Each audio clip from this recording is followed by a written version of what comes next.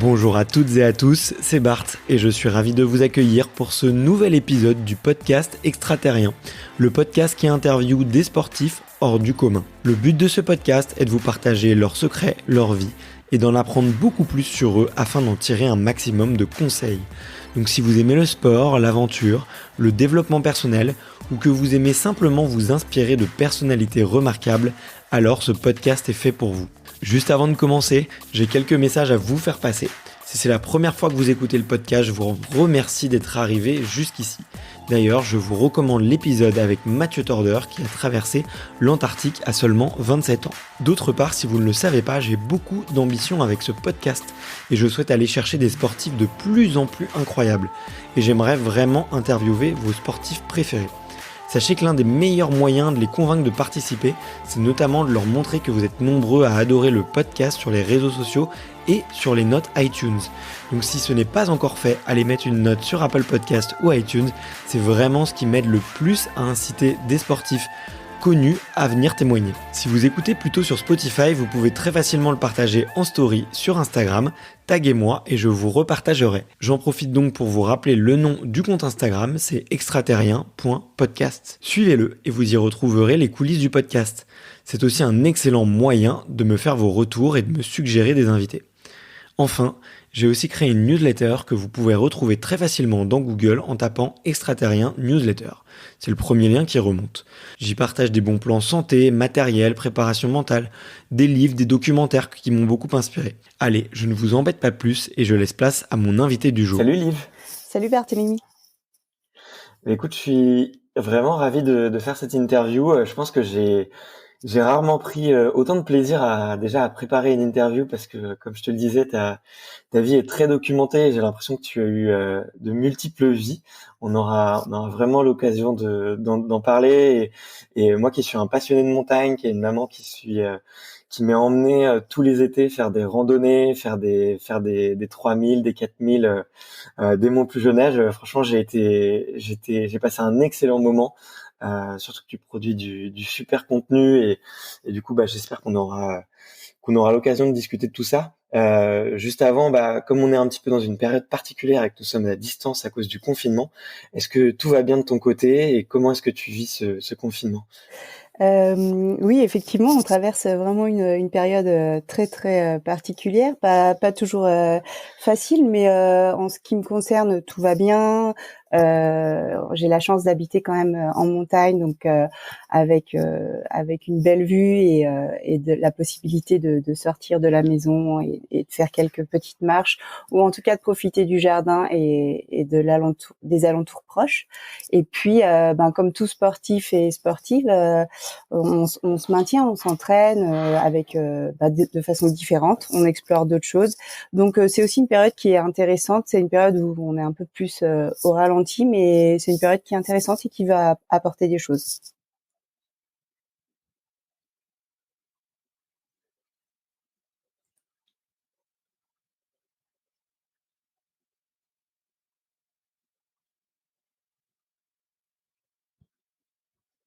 D'accord, ok, très bien. Écoute, en tout cas, ça fait c'est important de le savoir et que tu es en sécurité et que tu arrives quand même à t'occuper.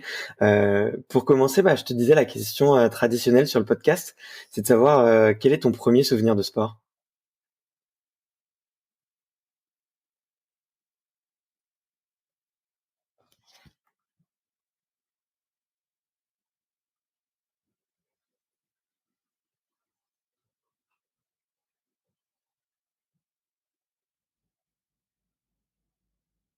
Allô, Liv, tu m'entends? Oui, ça vient de revenir. On a eu deux grosses coupures là. On a eu deux grosses coupures. Mais du coup, j'ai juste entendu la question traditionnelle et puis ça a coupé. Donc, je savais pas si je devais répondre ou pas parce que je savais pas si tu avais pu dire toute la phrase ou pas. Bon, je vais la recommencer. Je vais la D'accord. recommencer si tu veux, comme ça ça te lancera. Effectivement, on a un Oui, petit bug de son pour commencer. C'est pas idéal, mais on va dire que c'est ça pas va. grave. Non, normalement, ça va bien se passer. Euh, Écoute, en tout cas, je suis content d'apprendre que tu es en sécurité et que tu arrives quand même à t'occuper dans cette situation un petit peu délicate. Comme tu le sais sur le podcast, la question traditionnelle, c'est de savoir quel est ton premier souvenir de sport. Alors mon premier souvenir de sport, c'est le ski. C'est je pense le sport qui me vient le premier à l'esprit. J'ai commencé à skier très jeune, alors je m'en souviens pas. J'ai juste vu des photos et mes parents m'ont raconté à 2 ans, j'étais déjà sur des skis.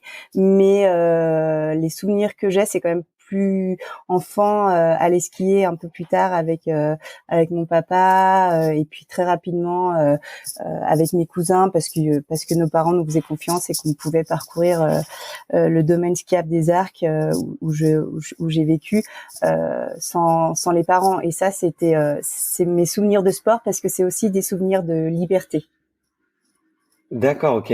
Et tu avais des parents sportifs ou des parents qui étaient dans le domaine, qui travaillaient un petit peu dans l'écosystème du sport ou de la montagne? Non, mes parents travaillaient avec le tourisme et avec des commerces, mais par contre, ils étaient vraiment passionnés et amoureux de la montagne, sans en faire quelque chose de tourné vers la performance. C'était plutôt une passion contemplative et une passion. Il faut préserver la montagne, c'est un endroit qui est magique, et je pense que c'est vraiment ça Ouais. qu'ils m'ont transmis. Mais effectivement, ils skiaient tous les deux, ils marchaient tous les deux en montagne, donc ils m'ont aussi emmené skier et marcher, et c'est là que j'ai commencé à aimer ça. D'accord, ok, très bien. Et à partir de quel âge tu as commencé à prendre un petit peu goût à la compétition et peut-être on va dire à l'univers de la performance? On va dire que en tant que petite fille, j'étais pas du tout tournée sur le sport. J'aimais bien skier, mais après c'était pas ce que je faisais le plus. Et puis arrivée au collège, j'ai découvert un peu plus de sport. J'ai découvert la compétition en UNSS avec les crosses, et c'est aussi là que j'ai commencé à faire de la montagne, à demander à mon papa qui m'emmène à faire du ski de randonnée, ce qui est pas vraiment habituel pour une petite fille de 10 ou 11 ans avec du matériel pas du tout adapté. Effectivement. Mais moi, j'avais envie de découvrir ça. Je le voyais partir les week-ends et j'avais envie de découvrir ça. Et en faisant de la montagne, en faisant du ski de randonnée, j'ai commencé un peu à lire les magazines qui traînaient à la maison. Et puis j'ai vu il y avait de l'escalade, ça existait l'escalade. Et j'ai demandé à mes parents de m'inscrire à un club, mais j'avais déjà 14 ans quand D'accord. j'ai vu que l'escalade existait, que ça avait l'air chouette, et que j'avais envie de faire ça. Et mes débuts en compétition sont faits à partir de l'âge de 14 ans, comme dans tout club, on fait les championnats départementaux, régionaux, académiques, et ensuite les nationaux, les championnats de France. Ok. Et du coup, tu t'es tout de suite pris de passion pour l'escalade. Est-ce que tu as eu une progression fulgurante, du coup, j'imagine? Oui, alors c'est vrai que au début on a commencé à grimper sur le mur du gymnase du collège, et puis au bout de Ouais. quelques semaines j'ai eu la chance que le guide qui avait monté le petit club d'escalade nous emmène grimper dans les calanques. Et là D'accord. je suis vraiment tombée amoureuse de sport, parce qu'il faut imaginer, on arrive de Savoie, on se trouve à côté de la mer, on a du calcaire partout, du calcaire blanc vraiment magnifique, avec des voies de tous les côtés qui sont très belles, qui donnent envie d'être grimpées. Et là, vraiment, je suis tombée amoureuse de l'escalade et je me suis dit, mais c'est ça que je vais faire, c'est ça que j'aime. Et je pense que je suis rentrée de ce stage des vacances de la Toussaint avec vraiment une grosse envie, une grosse motivation. Et quand les premières compétitions sont arrivées au cours de l'hiver, donc toutes les compétitions d'escalade se font sur mur artificiel, et principalement en hiver. J'ai commencé la première compétition, on sait pas trop, on est un peu timide, on a des doutes, on connaît pas les autres, on est impressionné, on est dans un nouvel environnement. Il y a plein de choses qui se passent, mais très rapidement, en fait, j'ai déjà bien grimpé, donc j'ai eu des bons résultats. J'ai gagné les championnats de Savoie, je m'y attendais pas du tout. J'ai gagné les championnats académiques, je m'y attendais pas du tout. Et ainsi de suite. Et jusqu'au championnat de France, en fait, à l'âge de 14-15 ans, Ouais. où je termine troisième. Donc je fais mon premier podium au championnat de France après quelques mois seulement d'escalade, et surtout Ok. après avoir fait le Mont Blanc. En fait, l'avant-veille et la veille, j'étais montée au Mont Blanc avec mon papa. C'était quelque chose que je voulais faire depuis longtemps. J'avais insisté tout l'été pour pouvoir faire cette compétition. Pardon. J'ai insisté tout l'été pour pouvoir faire ce Mont Blanc avec lui. il travaillait beaucoup et c'est seulement le dernier week-end d'août qu'il a pu m'emmener. Et derrière, on avait les championnats de France jeunes qui étaient là. Et j'avoue que je suis arrivée un peu fatiguée sur ces championnats de France et je m'attendais pas à faire un podium. Ok, génial. N'empêche, quelle aventure de faire le Mont Blanc déjà aussi jeune, et je sais pas si c'est si commun finalement pour les enfants de la montagne d'aller grimper le Mont Blanc entre 14 et 15 ans. En tout cas, moi, j'aurais bien aimé le faire à cet âge-là, c'est sûr. Et t'as pris goût à la compétition? Est-ce que c'était quelque chose de naturel pour toi? Je pense qu'au début, c'était pas très naturel parce que j'étais vraiment timide, j'étais pas forcément à l'aise avec beaucoup de monde, j'étais pas forcément à l'aise avec aussi le regard de l'autre, le jugement en fait, parce que quand on grimpe, on est jugé par des juges, on est observé par tout un public et ce sont des choses qui m'étaient pas forcément naturelles, qui m'étaient pas forcément faciles. En revanche, me concentrer sur l'action, me concentrer sur le mouvement à faire, me concentrer sur réussir la voie, me dépasser moi-même. Je pense que c'est quelque chose que j'ai assez naturellement et c'est ça qui m'a permis de réussir en compétition. C'était vraiment de tout recentrer, de tout focaliser sur ma propre performance, mon propre dépassement, en oubliant tout le reste autour qui peut être parfois dur à gérer. Et j'ai pris goût à la compétition en cherchant vraiment à me dire il y a une voie, un quart de finale, une voie de demi-finale, une voie de finale. Et ben mon objectif c'est d'aller jusqu'en haut de la voie de finale. Et c'est vraiment ça qui m'a motivée, qui m'a attirée et qui a été mon moteur. Ouais, donc finalement plus le dépassement de soi que la compétition finalement avec les autres concurrents, j'ai l'impression. Ah oui, complètement. En fait, parfois on peut entendre mon objectif c'est de battre un tel ou mon objectif c'est de battre une telle. Je pense que c'est pas du tout quelque chose qui est jamais sorti de ma bouche ou que j'ai jamais considéré ou pris en compte. En fait, pour moi, ce qui était vraiment important, c'était moi aujourd'hui, je suis en forme, je peux réussir cette voie de finale. Et ben, je vais tout mettre en œuvre pour la réussir. Et c'est ma propre performance qui est la plus importante. Et si les autres sont plus fortes que moi aujourd'hui, elles vont être devant moi et c'est pas un problème. Et je vais m'entraîner plus dur pour être plus forte pour les prochaines compétitions. D'accord, ok. Et j'ai une petite question un peu sur quid de l'état de l'escalade à l'époque. On voit que c'est un sport qui s'est vraiment démocratisé. En tout cas, moi, de mon impression sur les 10-15 dernières années, notamment avec l'ouverture de beaucoup de salles de blocs. On peut le voir dans les zones urbaines, avec des grosses chaînes qui ouvrent des salles très régulièrement, et puis l'arrivée aussi normalement en 2020, mais bon, ça sera décalé en 2021, de l'escalade aux Jeux Olympiques. Quel était l'état de l'escalade à l'époque? Est-ce que c'était déjà démocratisé? Est-ce que c'était vraiment réservé à une catégorie d'initiés, de gens qui étaient passionnés de la montagne? Quel souvenir, toi, avec le recul, quel souvenir tu en as? Oui, effectivement, je pense que en 20 ans, l'escalade a connu vraiment une explosion. Les compétitions qu'on a connues dans les années 95 jusqu'à 2005, on va dire, étaient complètement différentes de ce que les jeunes de maintenant connaissent en Coupe du Monde et même à un niveau moindre. Je pense que l'escalade a connu un boom parce que c'est une belle activité, c'est une activité qui va plaire à tout un public. En fait, c'est aussi pour certains une forme de fitness un peu plus ludique et puis le fait que qu'on puisse développer l'escalade en salle dans des grandes villes, ça fait que ça la rend comme un sport pas du tout dangereux. En tout cas, si on respecte les règles de base, de bien faire son nœud, de bien mettre son harnais et d'avoir le matériel adapté et un assureur qui sait assurer. Et donc pour revenir à ça, je pense que l'escalade a énormément évolué, les murs ont également énormément évolué. Quand on a commencé, on était sur des murs verticaux, les prises faisaient mal aux doigts, elles étaient pas du tout ergonomiques, c'était quand même assez archaïque, alors que maintenant on a des murs magnifiques. Et aussi les structures, à l'époque on avait une équipe de France, on avait un stage national par an. Maintenant il y a quand même des pôles espoirs, il y a une structure, on connaît beaucoup plus sur l'entraînement, c'est beaucoup moins empirique. Nous on tâtonnait, c'était un peu empirique, on essayait des choses, on voyait que ça marchait, on en essayait d'autres, ça marchait pas, c'était encore assez empirique. Et maintenant on sait s'entraîner correctement et on sait ce qui marche et ce qui est efficace. D'accord. Et toi, tu as jamais été tenté, enfin, j'ai l'impression que dans ta carrière, il y a eu beaucoup de générosité, beaucoup la volonté de redonner. On en reparlera un petit peu plus tard. Mais t'as jamais été tenté justement par le fait de vouloir devenir entraîneur et d'apporter cette expérience-là que tu avais peut-être à des générations plus jeunes?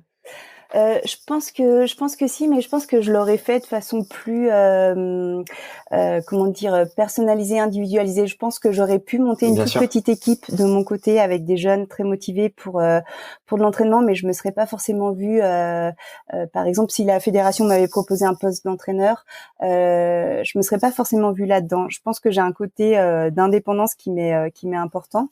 Et puis ensuite, il faut pas perdre de vue que la vie m'a amené aussi vers d'autres horizons et qu'à un moment, Ouais. notre temps, j'ai dédié mon temps aussi à d'autres choses qui m'intéressaient et que voilà, on peut pas s'éparpiller et faire bien les choses si on est sur trop de projets ou de oui, si on est sur trop de projets à la fois, on peut pas faire tous ces projets correctement. Il Ok. faut Et ok, génial. Et j'ai vu aussi dans ton parcours que tu avais à la fois exercé, en tout cas en compétition, à la fois sur de l'escalade de bloc et après, bon, ta discipline reine, c'était l'escalade de difficulté. Dis-moi si je me trompe. oui, c'est Euh, exact. On ouais. on va peut-être expliquer, un peu les différences? Ou Bien sûr, ouais, avec plaisir, avec vraiment plaisir. donc du coup l'escalade, sur bloc, c'est une escalade qui se pratique, sans corde. En fait, comme je l'ai dit au début, toutes les compétitions se font sur mur artificiel. Donc que l'on soit en difficulté, en bloc ou en vitesse, le support reste un support artificiel qui est monté, Mhm. qui sont des structures montées pour, l'événement, pour la compétition, sur Ouais. une dizaine de jours et qui sont démontées après. Et lorsque l'on fait du bloc, c'est un effort, ça va correspondre à du 100 mètres en athlétisme, par exemple. C'est un effort beaucoup plus court, beaucoup plus intense. On n'a pas de corde, on a des blocs qui vont à 4 mètres, 5 mètres de haut maximum, avec des gros tapis au sol. Et les parcours tracés, il y en a plusieurs, il y en a 5 ou 6, sont vraiment extrêmement explosifs et vraiment orientés force. La difficulté, on va se retrouver par contre devant un grand mur d'une vingtaine de mètres ou de 25 mètres de développé. On va être encordé, on va grimper par un assureur de la compétition. Et là, par contre, ça va être plutôt le marathon ou en tout cas le 10 000 mètres en athlée. Ça va être quand même plus de l'endurance, de la résistance et de l'endurance. Et puis Ok. maintenant, il y a donc l'épreuve de vitesse qui est un duel où il faut aller le plus vite possible.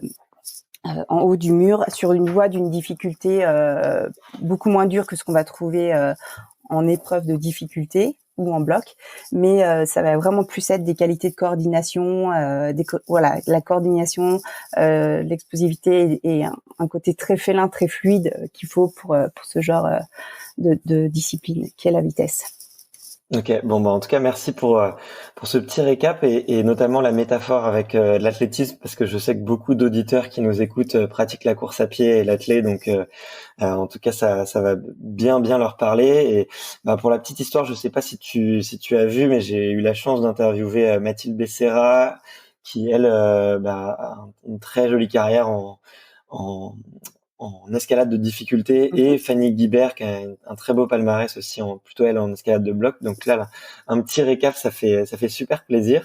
Euh, Toi, t'as eu tout de suite une préférence pour la difficulté. Comment est-ce que tu, avec le recul, comment est-ce que tu la justifies ou comment est-ce que qu'est-ce qui te plaît plus dans cette discipline-là plutôt qu'une autre?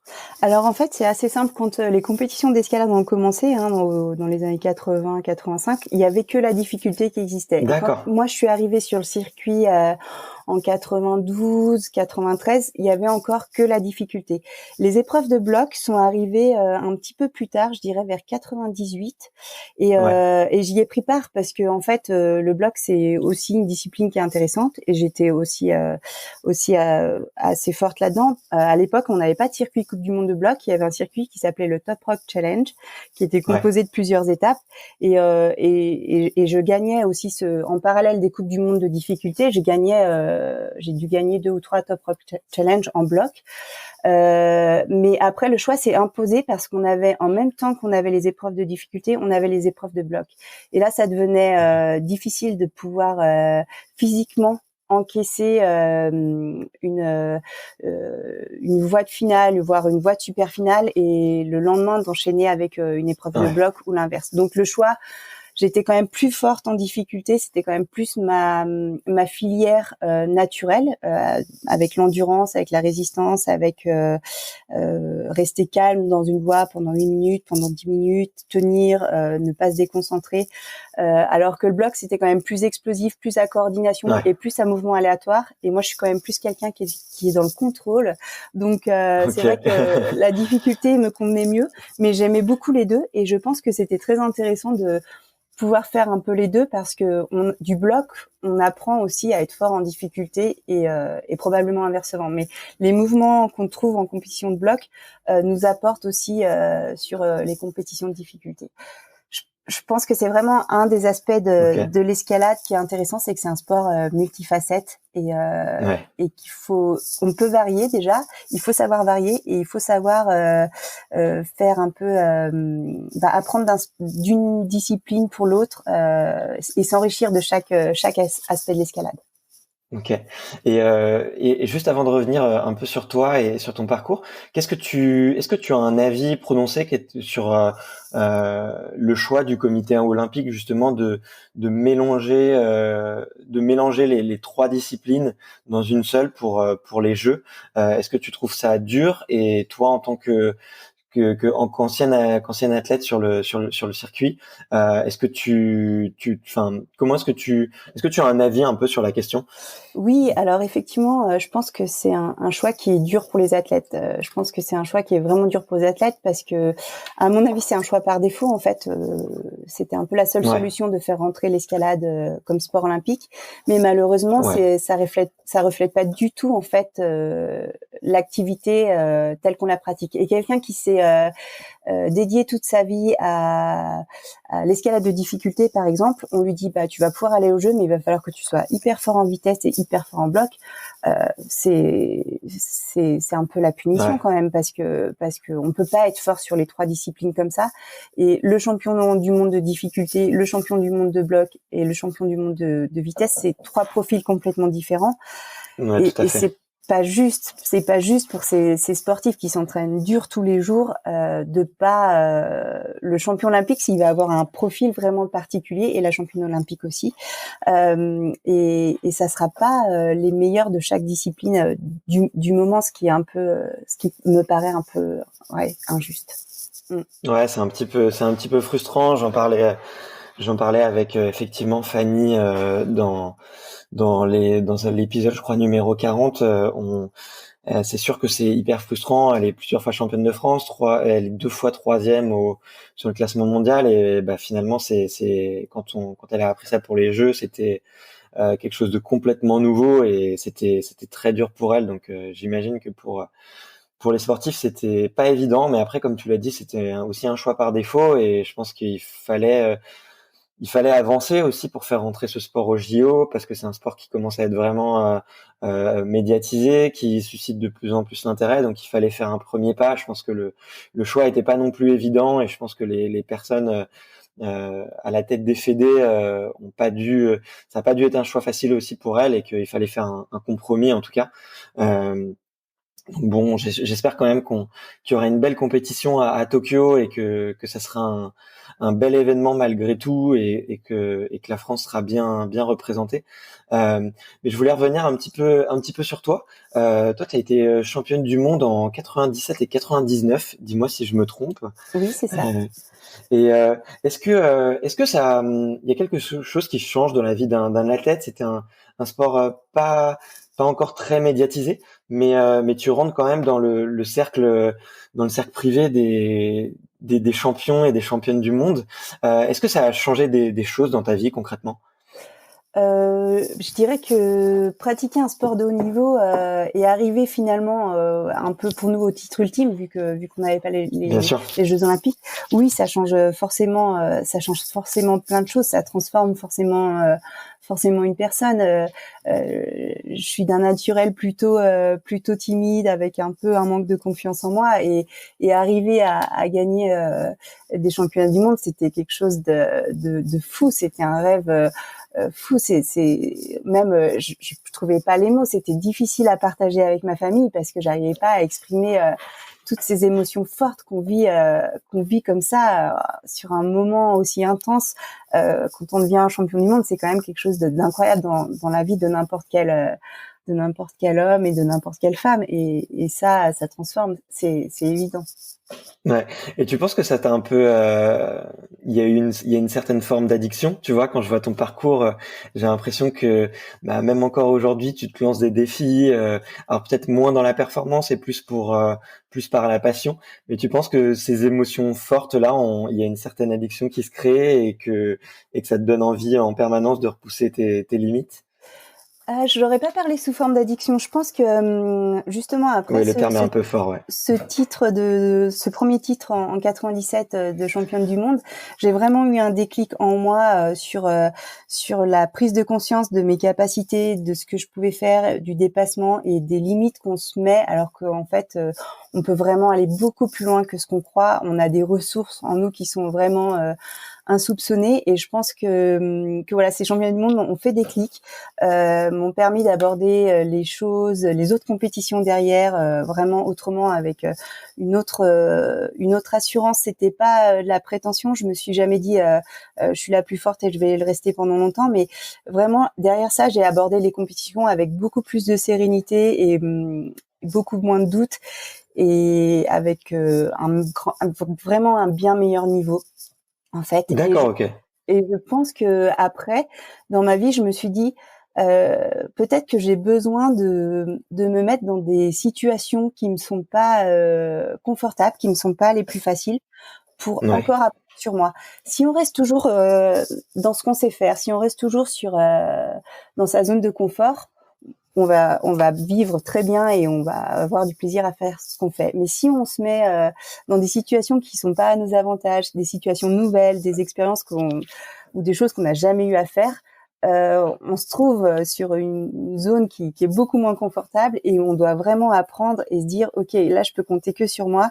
Euh, et je trouve que se mettre entre guillemets presque en difficulté, peut-être que le mot difficulté est pas le bon, mais de se mettre dans ce genre de situation volontairement, je continue d'apprendre sur moi, et je continue d'apprendre sur les autres, et je continue d'apprendre aussi presque sur la vie en général, et sur nos ressources et sur nos capacités à traiter des situations inhabituelles, des situations qui peuvent être stressantes, des situations qui peuvent être dangereuses, ou tout simplement des situations où on n'a aucune idée mais j'ai jamais eu à faire ça de ma vie en mécanique, et là il faut que je le fasse, et je suis ni en danger, ni exposée, ni quoi, mais il faut que je m'en sorte. Et je trouve que c'est un aspect intéressant, parce que on apprend toujours à avoir du bon sens, à avoir un sens critique, et à se dire c'est simple, il faut penser simple, il faut faire simple, mais il faut y arriver.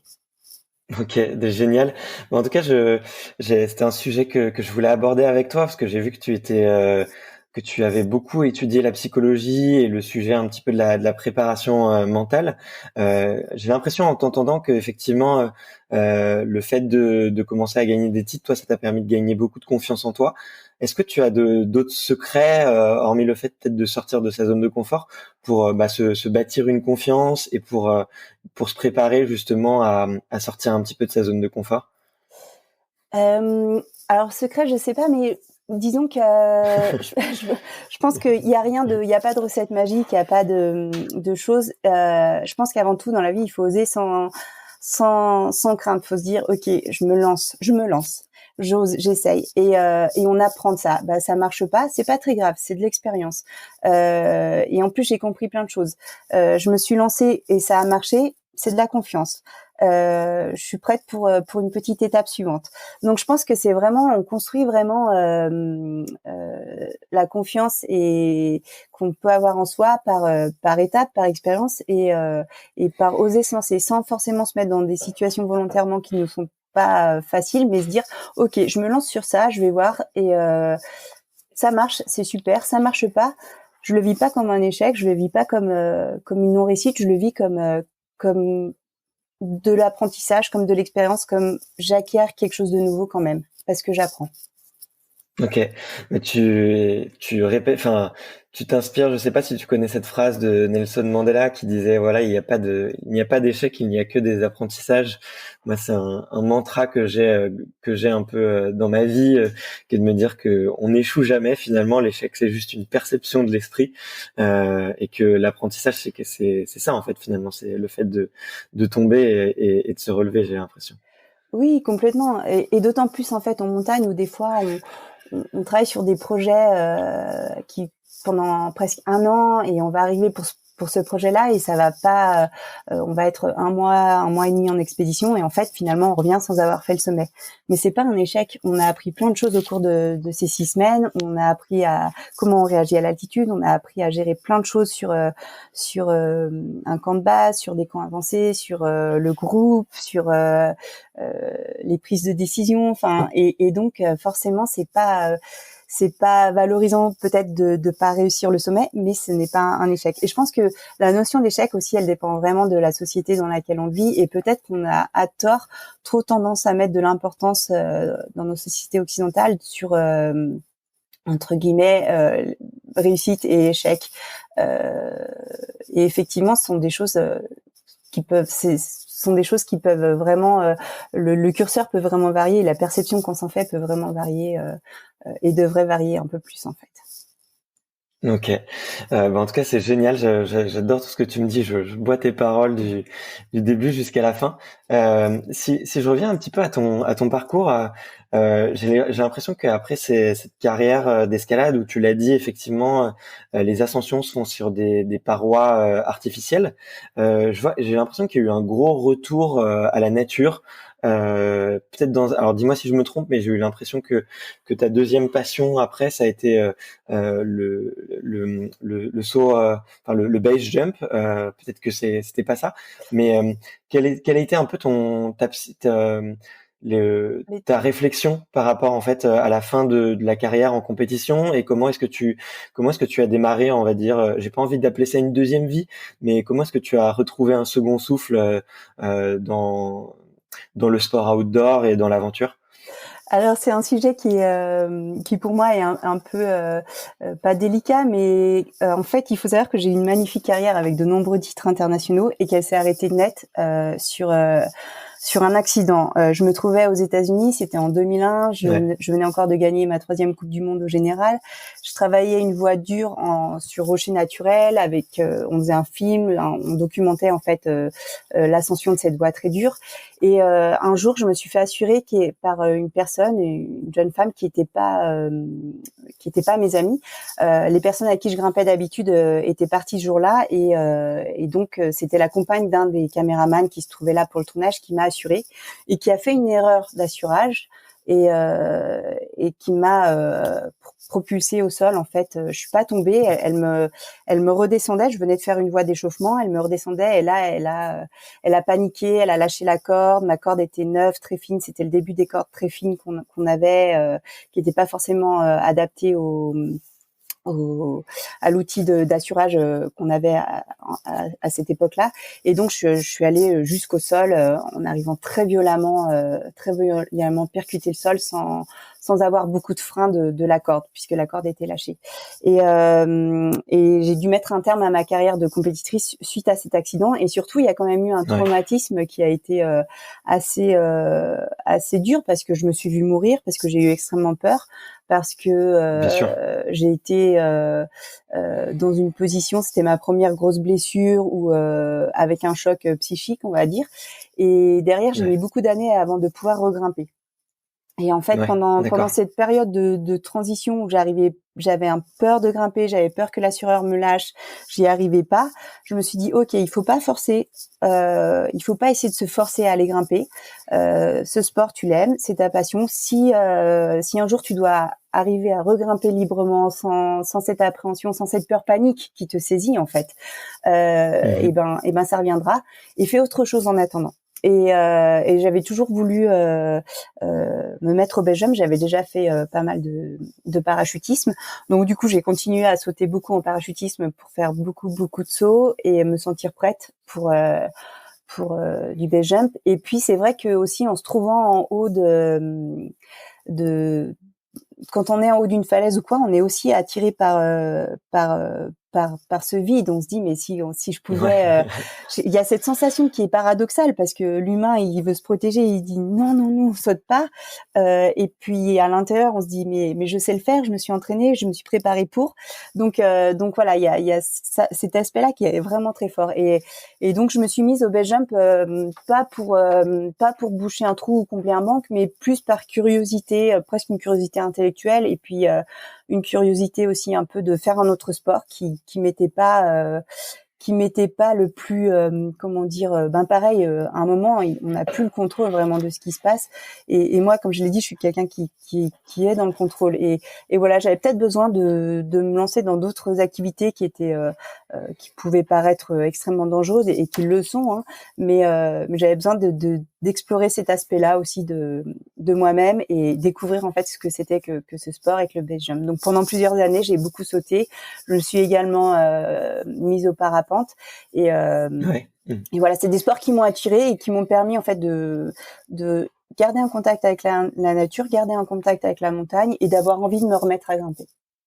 D'accord, ok. Et j'ai une petite question par rapport justement au base jump. C'est vraiment un sport particulièrement extrême qui est vraiment pratiqué par, je pense, une toute petite minorité de personnes. Comment est-ce que ça s'apprend? Quel est un petit peu l'évolution que tu suis pour t'y mettre? Parce que je pense qu'on peut pas être n'importe qui, avoir fait un saut en parachute et puis du jour au lendemain se dire je m'y mets. Quel est le cursus un petit peu que toi tu as suivi et qu'il faut suivre pour avoir le droit de faire ce genre d'exploit? Alors j'ai fait, comme je l'ai dit, hein, moi j'ai fait énormément de sauts d'avion. Je me sentais pas d'aller après 20 sauts d'avion Ouais. sauter en base jump. J'ai beaucoup d'amis autour de moi qui l'ont fait et qui sont encore là, mais voilà, sont des personnes avec des forts caractères, des personnes qui ont pris énormément de risques aussi dans leur vie avant. Et moi j'étais pas là-dedans vraiment. Donc j'ai fait, je pense, quasiment 200 sauts d'avion avant Ouais. de commencer à me dire, enfin j'ai visé les 200 sauts d'avion pour me dire quand j'ai fait 200 sauts, j'irai sauter en base jump. Après, à l'époque, il n'y avait pas forcément vraiment d'école de base, alors que maintenant on trouve, il y a un peu dans chaque pays, il y a des petites structures qui vous forment au base jump. Donc soit on va dans une structure comme ça et on apprend à sauter et ça peut être au début sauter d'un pont parce que si on a une orientation, c'est-à-dire si à l'ouverture de l'aile on a enfoncé un peu trop une épaule ou quoi et que notre parachute se tourne vers l'endroit où on a sauté, dans un pont on risque pas de taper, il y a que du vide derrière. Donc souvent les écoles commencent depuis un pont. On peut aussi commencer depuis un parapente. Moi j'ai beaucoup d'amis qui font du parapente, qui m'ont emmené en biplace et je pouvais sauter de biplace. Donc en fait j'ai commencé à me rapprocher un peu de personnes qui faisaient du base jump, voir s'il y avait quelqu'un qui était prêt à m'apprendre. Et puis j'ai fait mes premiers sauts depuis un parapente, ce qui est un petit peu différent parce qu'on a toujours de la vitesse, alors que quand on part en base jump, on est vraiment sur un objet qui est à l'arrêt. Mais c'est déjà une bonne première approche et une bonne première sensation en minimisant en fait les risques. Et puis je me suis rapprochée de personnes qui voulaient aussi apprendre à faire du base et puis on s'est organisé un petit groupe. C'était aux États-Unis où on a commencé à sauter d'un pont aux États-Unis qui s'appelle le Potato Bridge, où c'est le seul pont qui est où on a le droit de faire du base jump. Donc on savait qu'on pouvait aller là-bas, qu'il y avait beaucoup de monde qui sautait et surtout on avait un groupe d'amis qui étaient prêts à nous apprendre. Et puis de là je me suis dit ok, je suis prête, je vais aller en Norvège parce que en Norvège les sauts sont très longs et sont vraiment très raides, ce qui minimise aussi le risque d'impact ou de retour falaise ou de choses comme ça. Et en rentrant de Norvège, je me suis dit c'est trop bien. En fait, pour le coup, le base jump c'est extrêmement addictif. Et quand on commence à sauter, on n'a qu'une envie, c'est de sauter et de sauter plus. Donc on commence avec un sac avec son premier matériel. On veut tout de suite vite en acheter un deuxième pour pouvoir faire plus de sauts parce que entre chaque saut, il faut plier sa voile de base. Ça prend du temps. Donc si on en a deux, on peut vite retourner sauter, faire un deuxième saut tout de suite. Donc ça c'est vraiment très addictif. Et je suis rentrée de Norvège et je me suis dit, oh, je vais aller en Suisse sauter. Et là, j'avais 2 amis qui montaient au Mushroom à l'Eiger et j'ai dit, ah, mais je viens avec vous, je veux vraiment sauter ça, parce que l'Eiger, c'est déjà une paroi mythique pour des alpinistes. Et il y a effectivement, sur cette paroi, sur cette face nord, il y a un pilier qui se détache de la paroi principale, qu'on appelle le mushroom, le champignon, qui a une forme de champignon au sommet. Il y a une petite tyrolienne câblée qui permet de passer de la paroi de la face nord à ce pilier qui est détaché. Et de là, en fait, on a un saut majestueux. Et voilà, moi, j'ai trouvé énormément de plaisir à sauter en base dans ces environnements montagneux, en fait.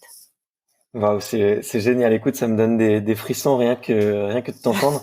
C'est vrai que que ce soit le mushroom ou même la Norvège, et c'est là qu'on voit hein, beaucoup de performances aujourd'hui, parce que maintenant ça commence à être documenté, c'est très souvent filmé. Et toi toi d'ailleurs, comment est-ce qu'à l'époque on en vit? Est-ce qu'il y a déjà des sponsors? Là, j'ai l'impression qu'il y a quelques marques, notamment celle avec un taureau avec des ailes, qui sponsorisent énormément de sport extrême. Est-ce que à l'époque déjà c'était le cas? Comment est-ce que toi tu fais pour pouvoir en faire une carrière? Est-ce que tu peux en vivre déjà à l'époque? Alors le Belgium, ça m'a jamais fait vivre. J'avais mes sponsors liés à la pratique de l'escalade qui continuaient à me soutenir. D'accord. Après, ça a été une période où voilà, je dépensais pas beaucoup d'argent et j'avais pas besoin de beaucoup d'argent. Mais en fait, je vivais grâce à mes sponsors liés au milieu de l'escalade et un peu à mon aspect déjà un peu plus polyvalent que je prenais. J'étais plus vraiment la grimpeuse de Formule 1, on va dire, vraiment hyper précise et dans la performance, mais j'étais déjà en train de prendre un profil un peu plus polyvalent dans le milieu de la montagne, le milieu outdoor. Et le base jump, c'était quand même vraiment à l'époque, il y avait, je pense que quelques personnes qui pouvaient en vivre, elles en vivaient plutôt parce qu'elles faisaient des publicités, des films publicitaires ou des Ouais. photos publicitaires pour des marques qui pouvaient être pas forcément des marques de montagne, hein, ça pouvait être une marque de voiture, ça pouvait être une marque de cigarettes.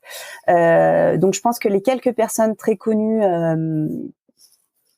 ont pu vivre du base jump par ça, et puis après progressivement des gros sponsors dont des boissons énergétiques sont arrivés et ont pu soutenir des athlètes avec quand même pas mal de questionnements et c'est difficile d'être une boîte et de soutenir un athlète qui fait un sport à risque, et quand on commence à en perdre 1, 2, 3, 10, c'est vrai qu'il y a une vraie réflexion qui doit être menée sur comment est-ce qu'on sponsorise ces athlètes, comment est-ce qu'on les protège, comment est-ce qu'on évite que ça aille au drame, quoi.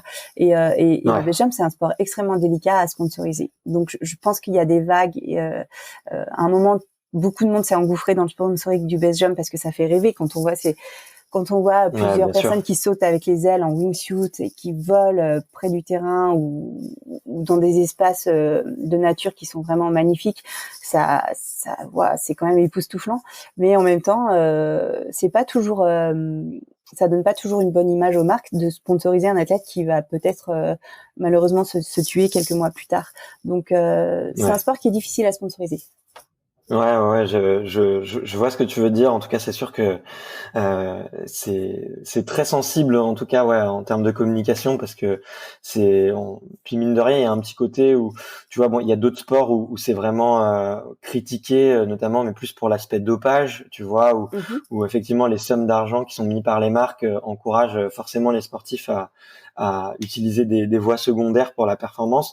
Là, effectivement, c'est peut-être on encourage un peu les sportifs à repousser leurs limites sans cesse, sauf que bon bah quand c'est un sport aussi dangereux, la limite est dangereuse, quoi. Donc je vois tout à fait ce que tu veux dire.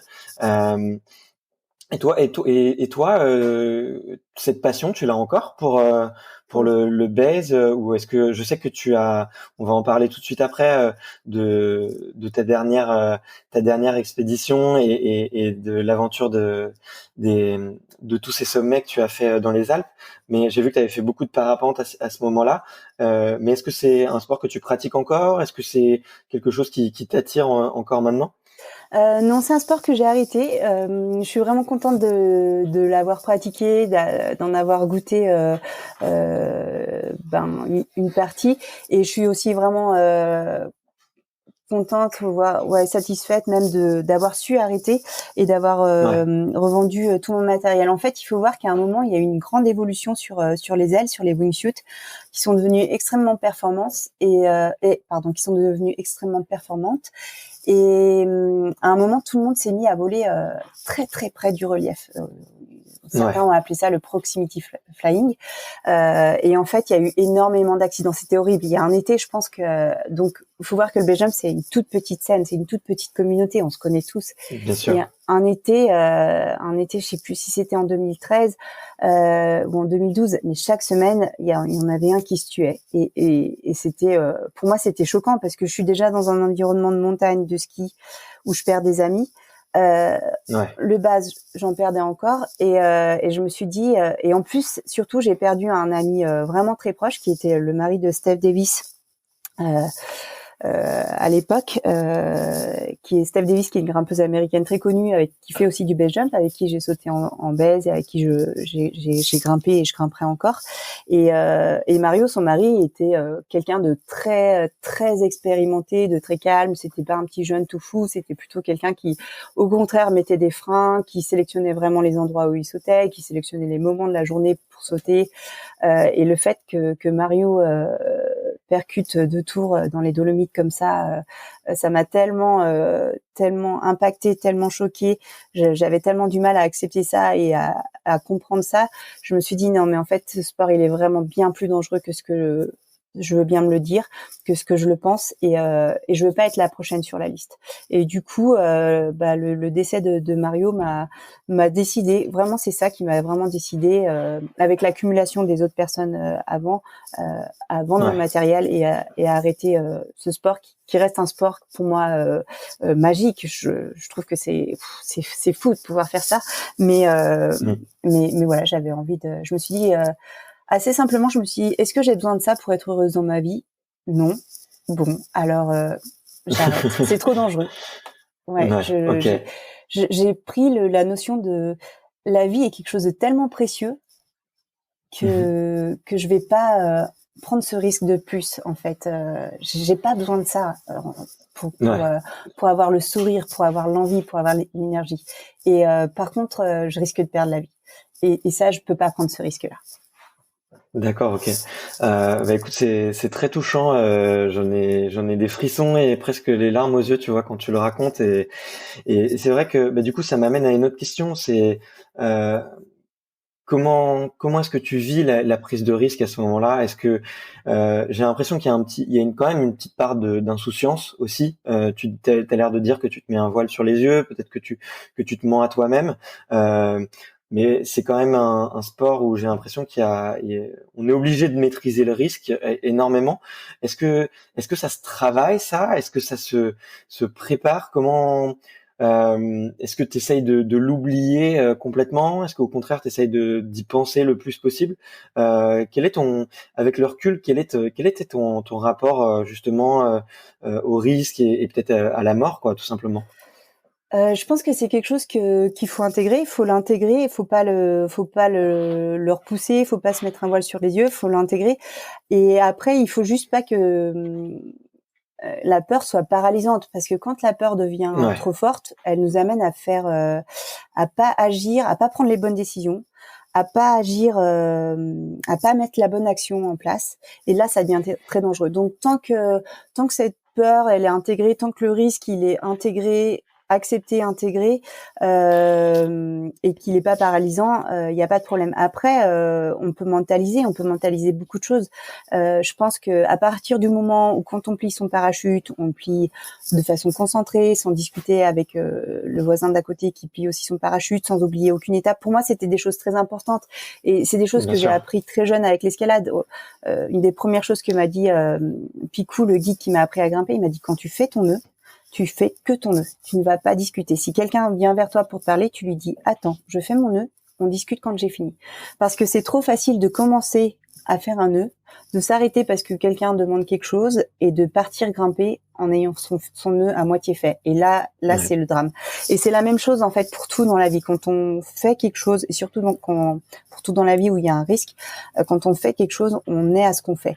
Et donc quand je pliais ma voile de base, j'étais à ce que je faisais. Je la pliais correctement du début à la fin sans m'arrêter. C'est quelque chose qu'on m'a appris, que j'ai toujours fait. Et on plie en étant concentré, en mettant de l'énergie dedans pour que déjà le pliage soit parfait. Enfin pas parfait parce que c'est difficile de faire un pliage parfait, mais déjà que le pliage soit très bon. Et déjà à ce niveau-là, on élimine déjà des problèmes, des accidents. Si son pliage est bien fait, il y aura pas de mauvaise ouverture, il y aura pas de twist, il y aura pas de line over. Enfin, donc on élimine déjà une grande part d'accidents possibles.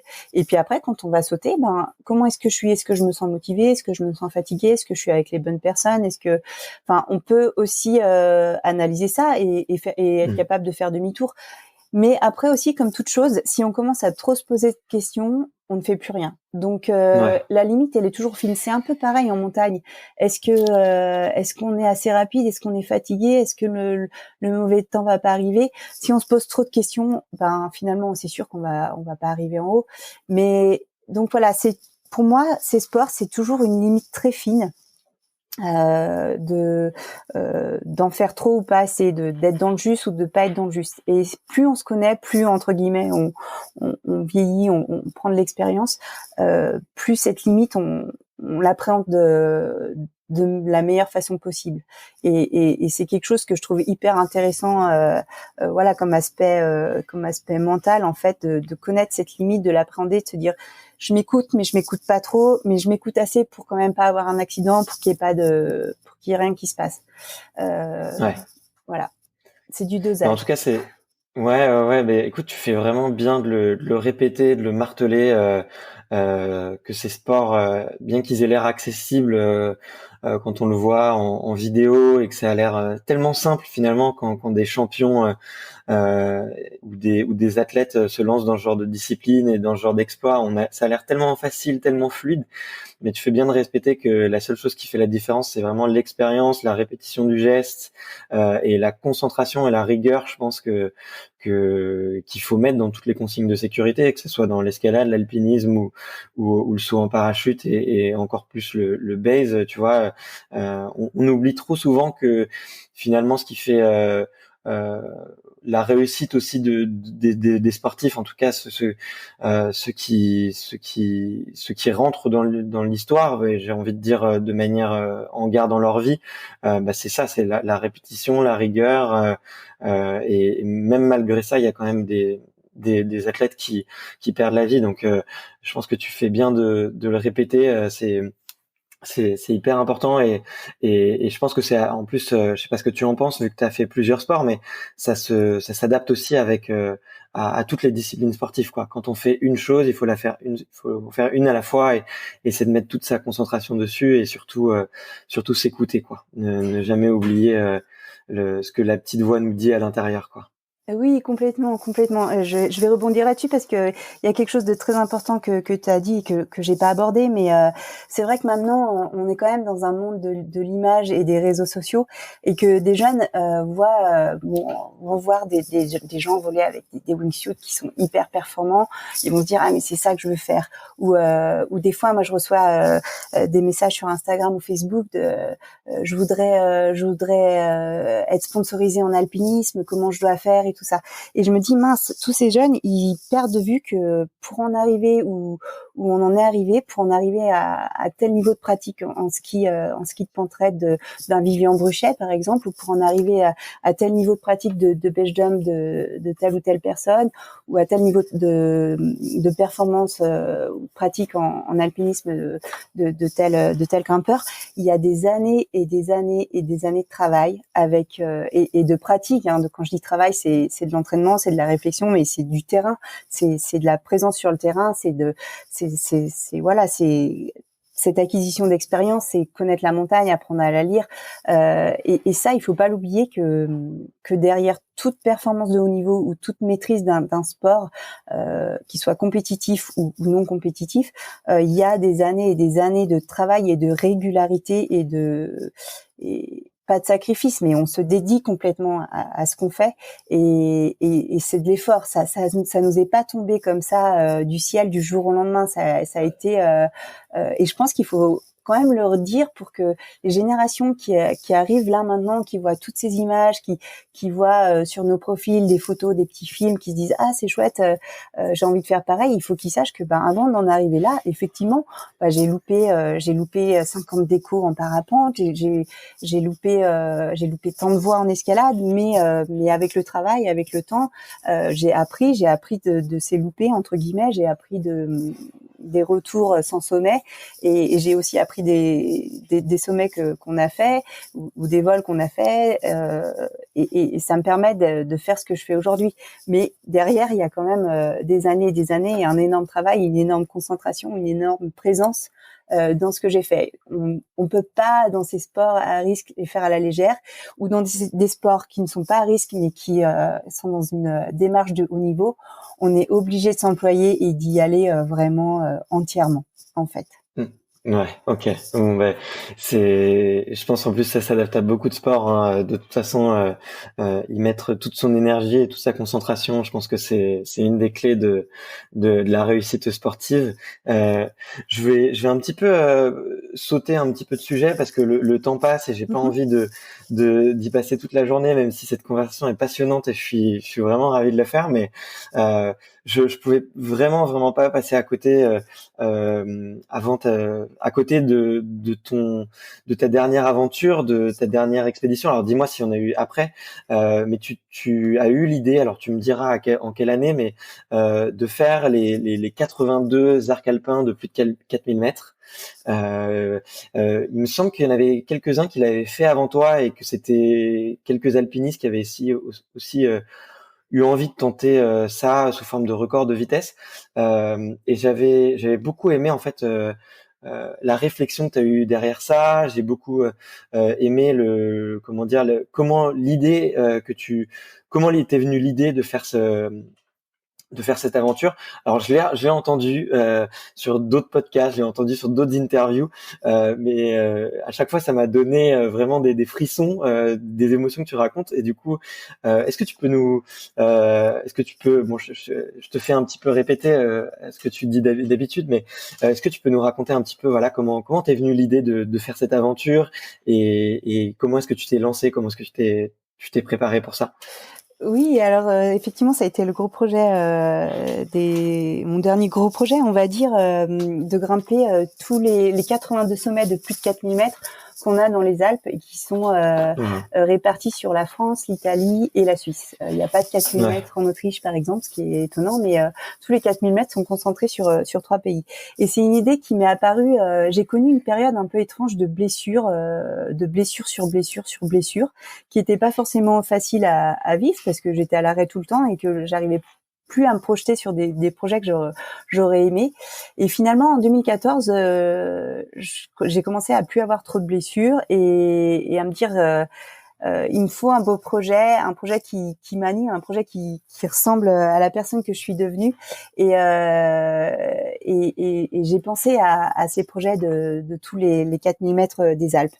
Comme tu l'as dit, c'est quelque chose qui avait déjà été fait. Hein. Ça a été fait par Ulrich Steck l'année suivante, en 2015, qui est un alpiniste suisse extrêmement connu et qui l'a fait dans un temps incroyablement court de 62 jours, je crois, sans prendre de remontée mécanique, mais aussi sans prendre de véhicules par exemple, entre Sassari et Zermatt, entre Zermatt et le Mont Blanc, il a tout fait en vélo ou en courant. Donc c'était une performance vraiment extraordinaire.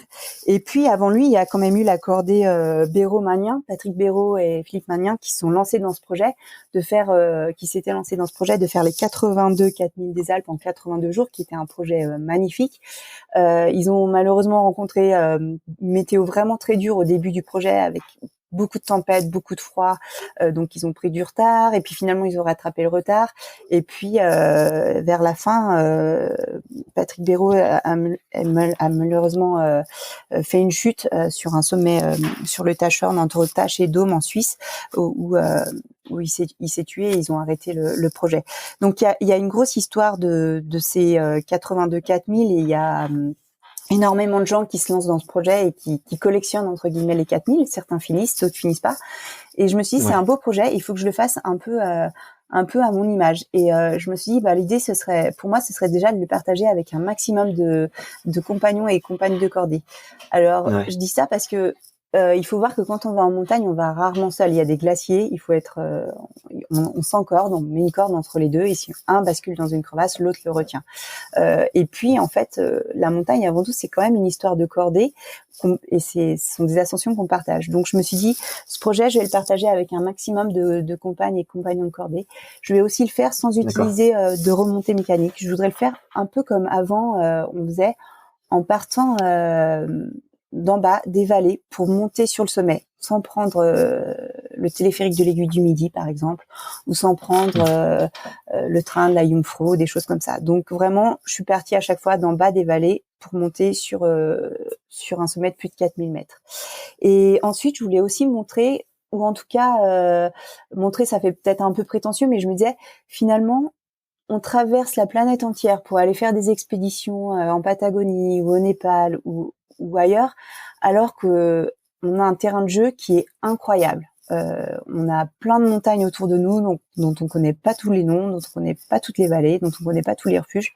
Et je me suis dit, pourquoi pas faire ce projet entre guillemets local pour connaître mieux géographiquement nos Alpes, pour connaître mieux tous ces sommets, et aussi s'en inspirer pour d'autres projets ultérieurs, puisque une fois qu'on est monté sur un sommet, on peut se dire la prochaine fois je vais faire la face nord de ce sommet. Et cet aspect aussi de pas partir loin, mais d'avoir une aventure à la maison et de se déplacer dans nos montagnes, dans les Alpes, m'attirait beaucoup. Je me suis dit ça va être super. C'est exactement ça. Ça me correspond. J'essaye de plus prendre l'avion, de faire attention à mon impact carbone, et ça, c'est aussi un projet qui va dans ce sens-là. Et puis enfin, je me suis dit, bon, j'adore le ski, je suis née quasiment avec des skis aux pieds. Le parapente, c'est une super activité en complément de l'alpinisme. Je vais associer, je vais mettre du ski dans ce projet et du parapente aussi quand c'est possible. Donc voilà, le squelette du projet était posé. Après, il fallait l'organiser.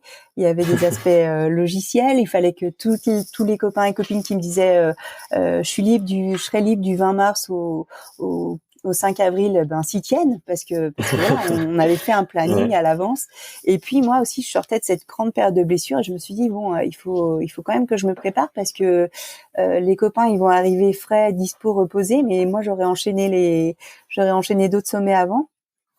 Et il faut vraiment que je sois capable de bien récupérer d'une ascension à une autre. Il faut voir que voilà, nos journées, elles faisaient rarement moins de 10 heures d'ascension ou ascension et descente, on va dire.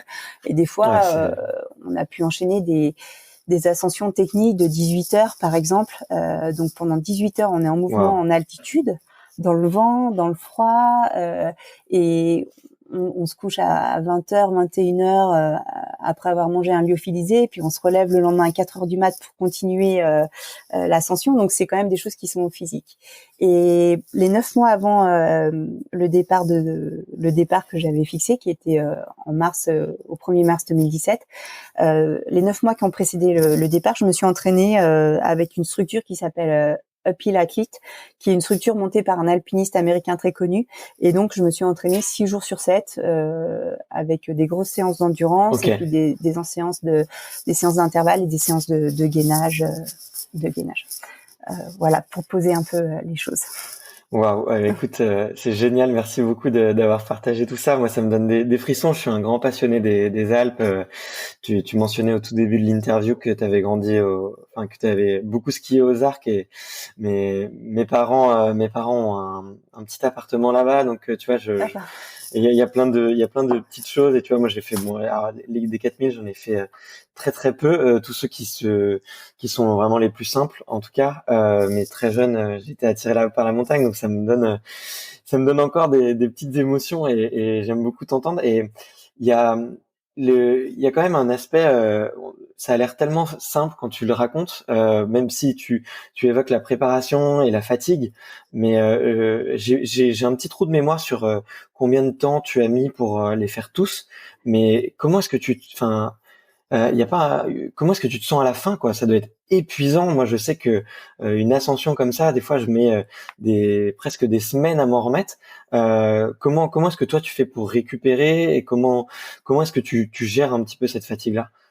Alors, c'est vrai qu'il y a des périodes où on enchaînait énormément de sommets et que quand on rentrait, quand on rentre après avoir fait une dizaine de jours en altitude avec, comme je disais, plus de 10 heures de marche, on pense qu'il y a deux choses, hein, manger et dormir. Se doucher, se doucher, manger et dormir. On revient vraiment au basique. C'est qu'est-ce que je veux? Là, je veux juste manger, je veux juste dormir. Et c'est assez étonnant. Mais oui, le corps est physiquement entamé. On dort pas toujours très bien en refuge, ou comme je l'ai dit, des fois en été, il faut se lever à 1 heure du matin pour profiter du regel, pour pouvoir marcher sur une neige qui soit suffisamment dure pour nous porter et avancer correctement.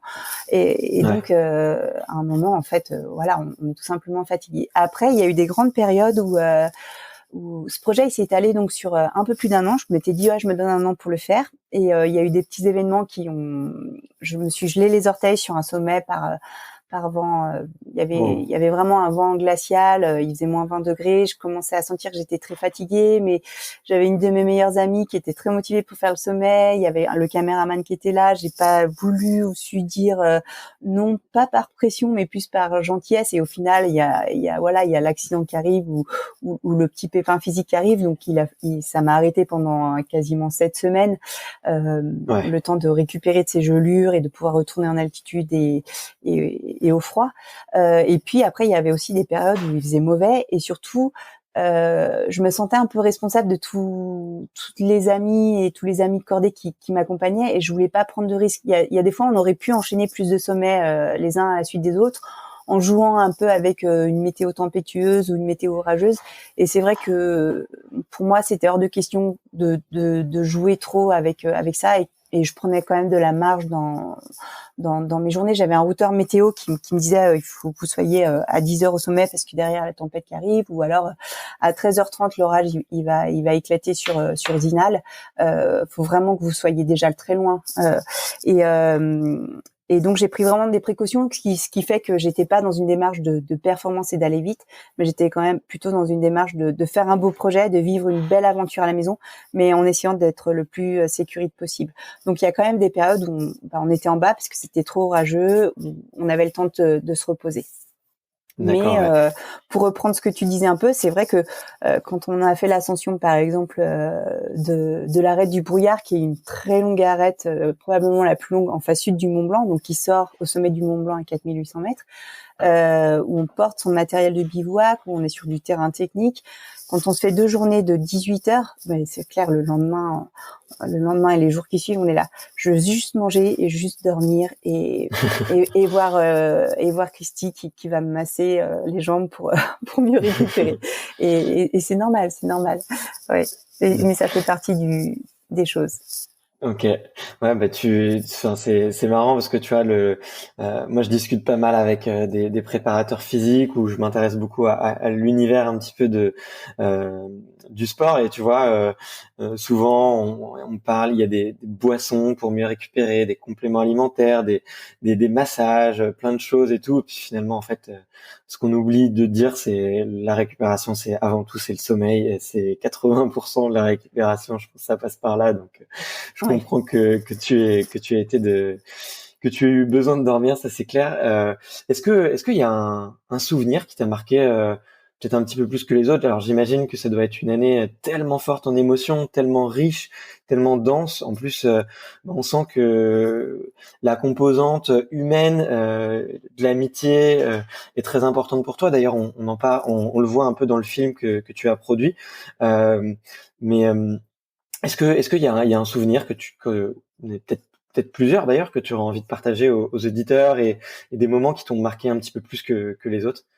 Oui, bah, bien sûr, effectivement sur toutes ces montagnes, sur toutes ces ascensions des 4000 mètres des Alpes, chaque sommet avait sa saveur et sa petite histoire, propre. Mais je pense que le dernier sommet a été, quand même, le plus fort parce qu'il avait été dur à réussir, parce que il marquait la fin d'un projet long d'un peu plus d'une année, et enfin, j'arrivais à terminer ce projet, je me retrouvais au sommet du Mont Blanc parce que c'était la voie que j'avais choisie, elle nous amenait au sommet du Mont Blanc et voilà, on était là sur ce beau dôme à 16h le soir, avec un ami suisse qui s'appelle Roger Chaly, qui est aussi guide, et Mhm. et là il y avait pas un brin d'air, on avait fait le choix de prendre moins de nourriture et moins de matériel de bivouac pour pouvoir prendre nos voiles de parapente. Et on se retrouvait là avec juste le petit vent parfait, qui disait que ben voilà, on allait pouvoir décoller du sommet du Mont Blanc après quasiment euh, 38 heures, je pense, d'ascension et quelques heures de sommeil au milieu. Et c'était vraiment magique. C'était vraiment quelque chose d'incroyable et de très fort. Et pouvoir décoller du Mont Blanc en plus comme bonus ou comme cerise sur le gâteau pour poser à Chamonix 45 minutes plus tard, Ouais. c'était fou, c'était vraiment magique. Donc c'est vrai que le dernier sommet, l'ascension de l'intégrale de Peutray, avec l'ascension de la Blanche de Peutray, le Grand Pilier d'Angle, qui étaient les deux sommets qui me manquaient, et finir sur l'arête finale avec le Mont Blanc de Courmayeur et le Mont Blanc, et se retrouver seul en septembre sur ce sommet qui est quand même beaucoup fréquenté, avec nos deux petites voiles de parapente et les traits un peu creusés, la fatigue, mais tellement de joie, tellement de bonheur, c'est quelque chose de très fort. Ouais, bah ouais, j'imagine. Et, et j'ai cru comprendre aussi qu'il y avait eu des moments très difficiles, qu'il y a même eu des étapes où tu as vraiment eu peur. Notamment, j'ai entendu parler d'une chute de pierre. Je sais plus il me semble que tu devais être aux alentours du 70e ou quelque chose comme ça. Est-ce que je me trompe?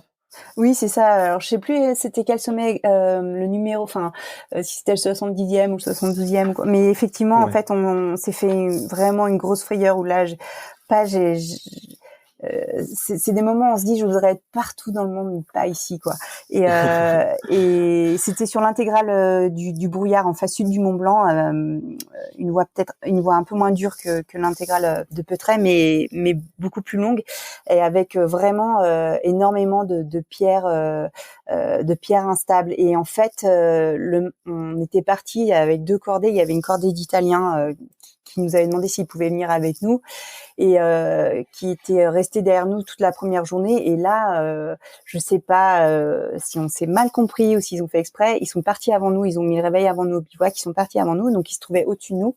Et il y en avait un qui était pas du tout à l'aise, qui était extrêmement en stress et qui prenait des blocs sans faire attention. Quand on est sur du terrain comme ça, on va dire entre guillemets du rocher pourri, désolé pour le mot, mais c'est le mot juste.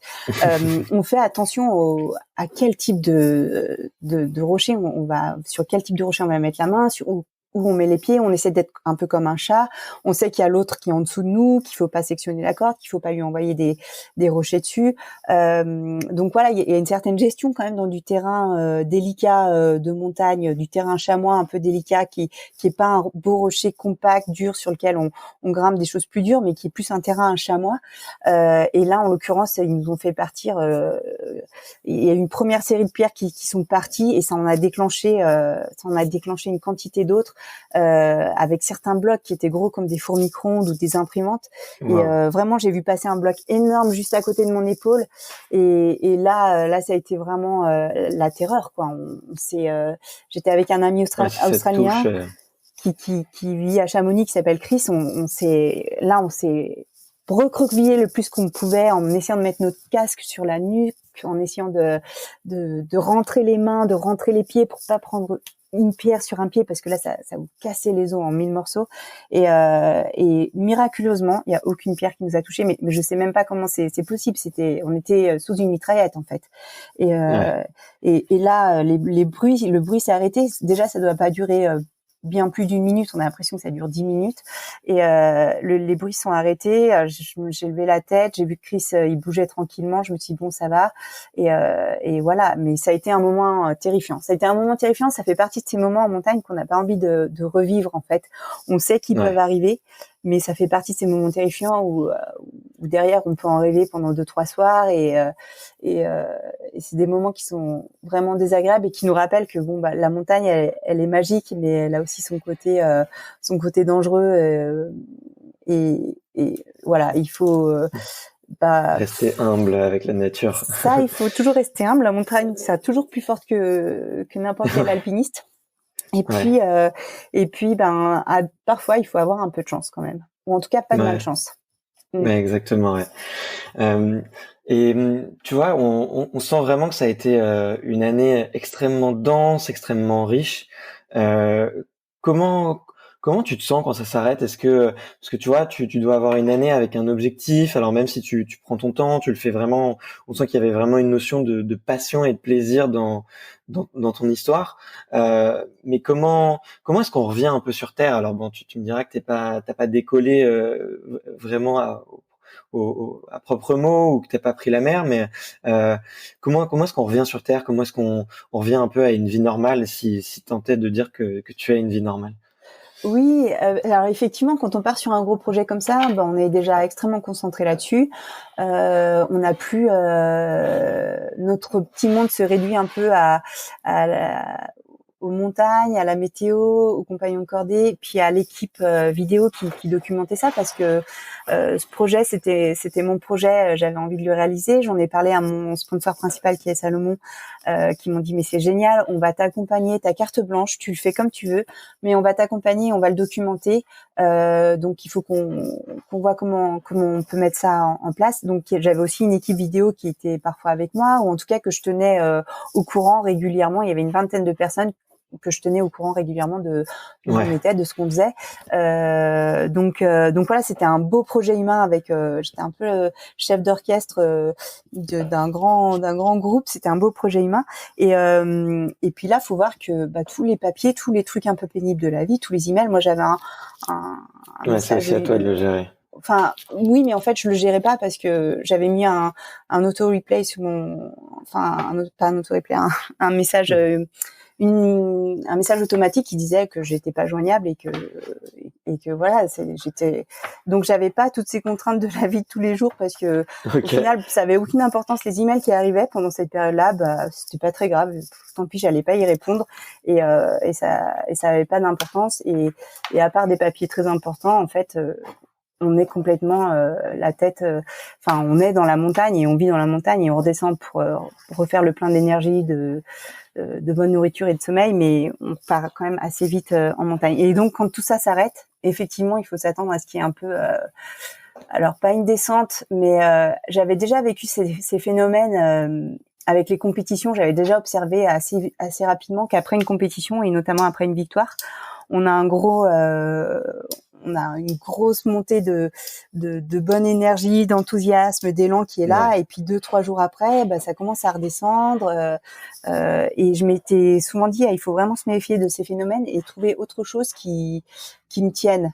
Et donc j'avais anticipé la fin de ce projet en me disant, mais il faut que j'ai un autre projet sur un autre plan qui soit là tout de suite derrière, pour pas avoir la redescente, mais pour profiter de cette énergie qui est porteuse, pour repartir sur un autre projet, mais pas un autre projet de montagne, pas un projet physique, pas un projet où je vais peut-être m'entamer physiquement, mais sur un autre registre. Et donc le fait d'avoir un peu anticipé ça m'a permis de bien d'apprécier pleinement la fin des 4000 et en même temps de surfer un peu sur cette vague de bonne énergie, mais tout en sachant que l'année suivante il fallait pas que je m'embarque sur quelque chose de trop physique et de trop long, mais qu'il fallait que peut-être j'ai une année de transition, de réflexion, parce que pour moi je préfère faire un beau projet de temps en temps qui a vraiment du sens plutôt que plein de projets un peu moyens, on va dire, Et ces beaux projets, ils demandent de l'énergie mentale pour être construit, pour être imaginé, pour être ressenti.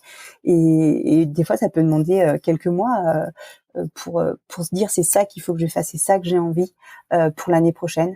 Donc voilà, l'année suivante, j'ai eu besoin de me donner cette année de transition et de réflexion pour pouvoir imaginer c'est quoi la suite.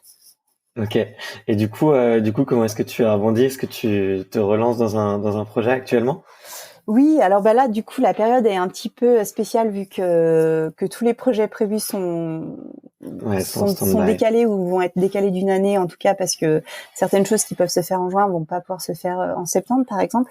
Mais ça a aucune importance parce que la montagne va pas bouger, la montagne sera toujours là. Et ce que j'avais envie de faire cette année, s'il faut le faire l'année prochaine, je le ferai l'année prochaine. Et peut-être que là, au contraire, il faut se dire, ok, comment est-ce que je peux encore je pense que on vit c'est comme un petit séisme, ce qui est en train de se passer, voire un gros séisme. Et je pense que c'est un très bon moment pour se poser les bonnes questions et se dire comment est-ce qu'on peut évoluer dans ce monde, comment est-ce qu'on peut le faire évoluer et comment est-ce que nous on peut évoluer et comment est-ce que je peux changer ma pratique et amener aussi les personnes autour de moi à changer un peu certaines choses pour qu'on vive mieux, qu'on soit sur une planète où finalement qui soit plus saine et plus durable et plus vivable. Et voilà, et je me dis peut-être que cette année c'est une bonne année pour mettre en place des choses que j'aurais pas pris le temps de mettre en place et pour Tu as un repartir exemple en tête? sur d'autres fondations. Notre système de comment on fonctionne, notre système de déplacement, comment est-ce qu'on se déplace, comment est-ce que si on part en expédition, comment est-ce qu'on vit aussi la relation avec les populations locales, est-ce qu'on peut pas faire différemment. Là du coup j'ai acheté 5 poules et je suis en train de mettre en route un potager alors que j'aurais pas pris le temps de le faire, sachant qu'en été je suis tout le temps en montagne de 4h du matin à 18h le soir, mais voilà, c'est des choses que je me dis autant le faire et voir comment ça marche. Est-ce que j'arrive à être à peu près autonome sur certains mois de l'année avec des choses. Est-ce que il y a pas mal de réflexions que tout le monde peut avoir à son niveau et comment est-ce qu'on peut tous évoluer et apprendre de la situation actuelle. Écoute, c'est très. Enfin, je suis tout à fait d'accord avec toi. Je pense que il faut aussi voir la situation actuelle comme une opportunité pour nous de se recentrer et de penser un petit peu à autre chose que notre train-train quotidien et d'essayer de profiter un peu des coupures, peut-être de la coupure. Enfin, moi j'appelle ça. Enfin, je pense que effectivement c'est un gros séisme et que ça nous coupe un petit peu de la frénésie dans laquelle on était. Et je suis entièrement d'accord avec toi. Il faut le voir comme une période un petit peu de méditation et de préparation mentale, peut-être pour la suite. Et d'ailleurs, j'ai dit le mot préparation mentale, c'est pas forcément le bon terme, mais je voulais juste rebondir là-dessus avant un peu de clôturer. J'ai vu que c'était un sujet qui t'avait beaucoup plu et que tu avais étudié la psychologie notamment.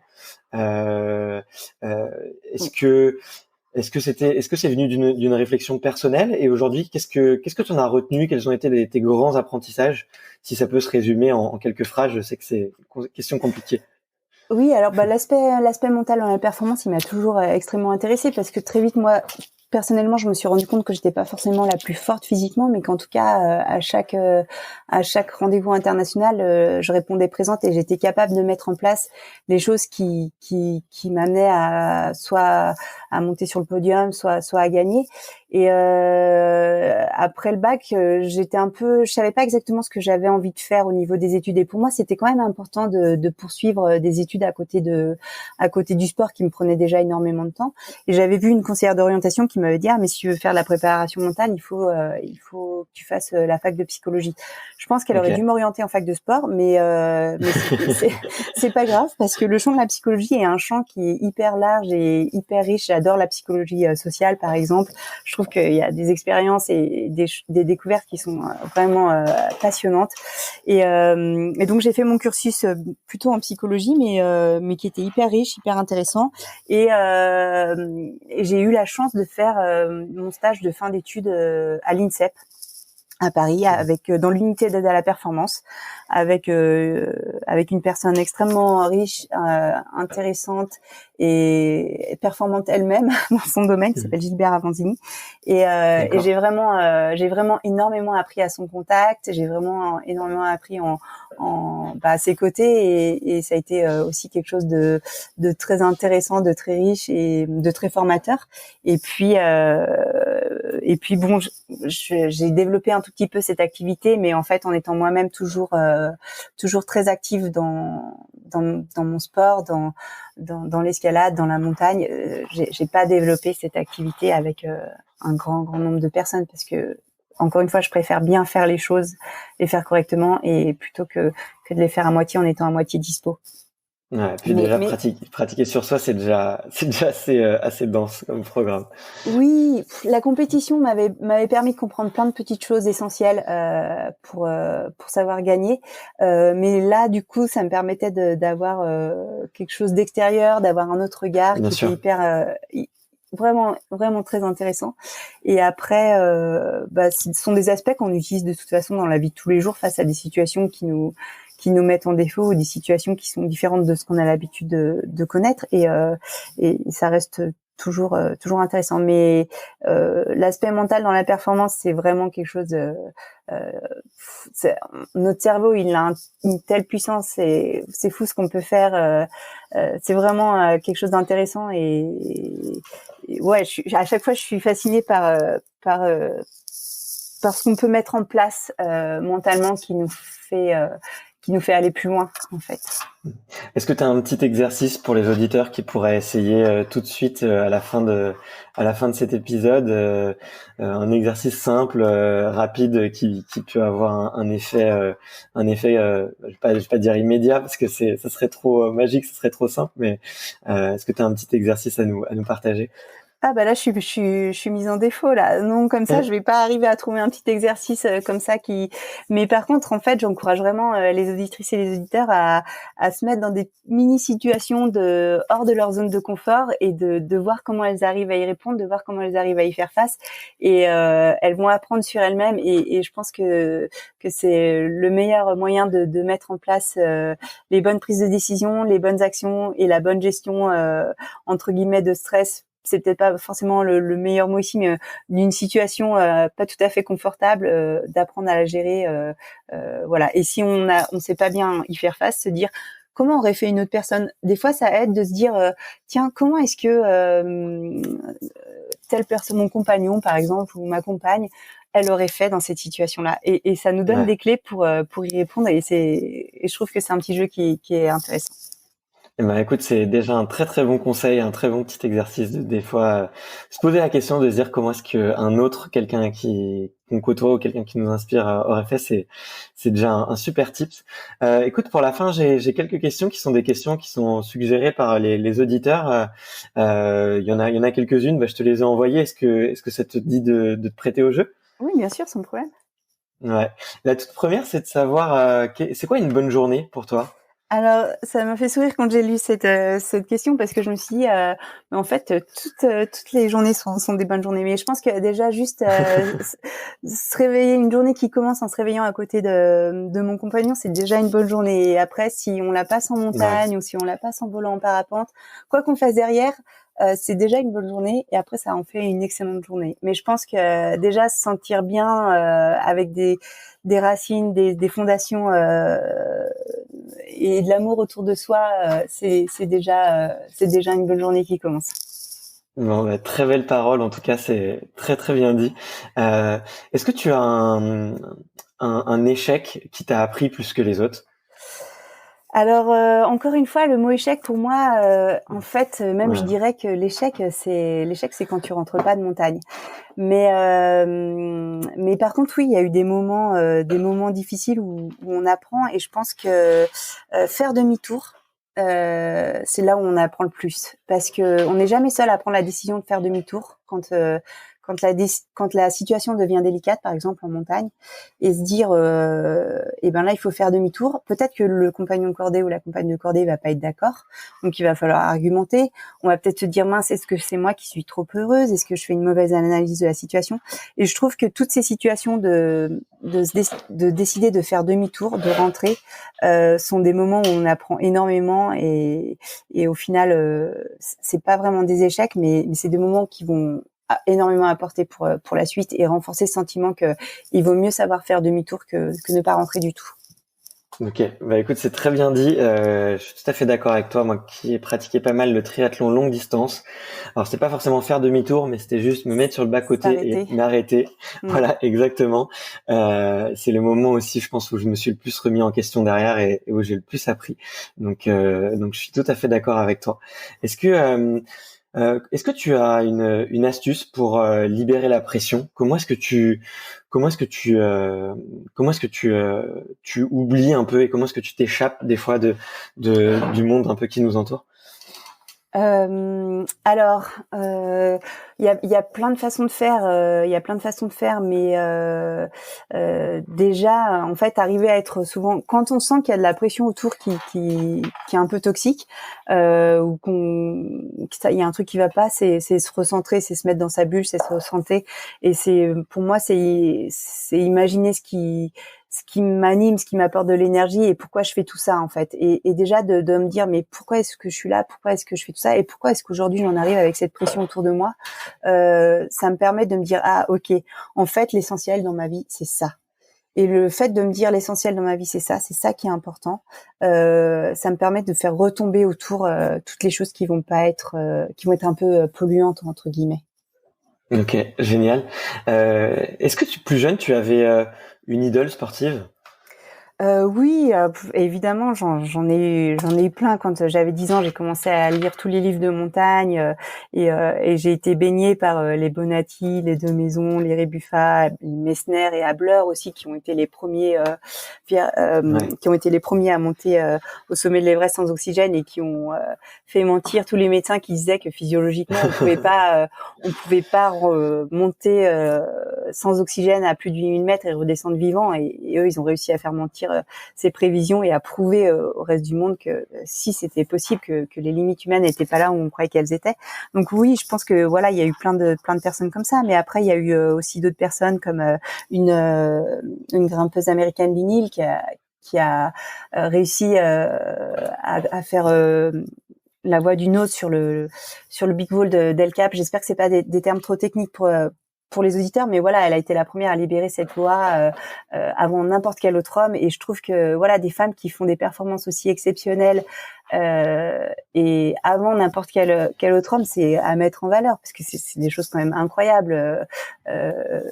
Toutes les grandes performances sont quand même plutôt faites par vous. Vous êtes plus fort que nous d'une façon générale. Et là, l'escalade justement, elle réduit ces différences. Ouais, bien sûr. Et je trouve ça vraiment fou et magique et Linil a été et est toujours une personne qui m'inspire beaucoup. Après il y en a beaucoup d'autres. Je suis extrêmement admirative de la carrière et de la personne qu'est Martin Fourcade par exemple. Pas du tout dans mon milieu, mais je trouve que c'est un de nos très très beaux athlètes français. Et puis de cœur parce que c'est aussi un ami. Je trouve que Kylian Jornet est vraiment quelqu'un de toujours impressionnant et qui sait toujours quelque part se renouveler aussi et je trouve ça vraiment incroyable. Ouais, un vrai extraterrien, ça c'est sûr et certain. Oui. Oui.